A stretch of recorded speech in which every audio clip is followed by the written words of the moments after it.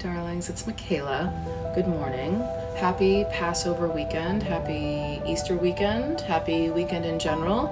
I just wanted to share what I am bringing to my family celebration tomorrow, which are deviled eggs. And these are an item that people adore and like literally lose their mind over, and they're so simple to make. Additionally, I just wanted to say that if you have a concern about the amount of calories that they contain, mayonnaise is the culprit. You just might want to use a light version. And so this will come at a fraction of the calories, either 35 calories a tablespoon or 50, depending on the brand that you choose. And then additionally, I use mustard in my deviled eggs, and this is another random brand, honestly. Just read the labels, read the ingredients.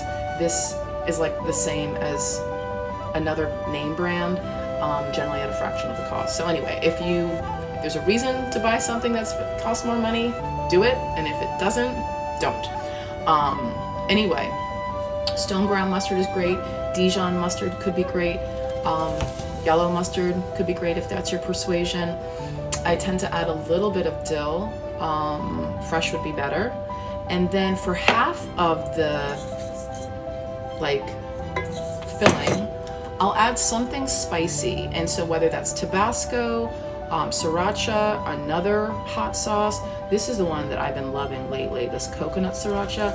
It's sweet and spicy, like not crazy. Again, super low calorically, but not zero, like Tabasco, for example. All right. And then the other thing I just wanted to share, which might just, make you excited to do this, is if you're traveling, or if you just want to store these bad girls in your fridge in a way that doesn't take up so much real estate, put them back in the carton. And what you do is you just make these little sandwiches, little deviled egg sandwiches. You put them back in their respective cells, and then you close them up and you can stack them. And maybe you even choose to use a local egg. Okay, that's it.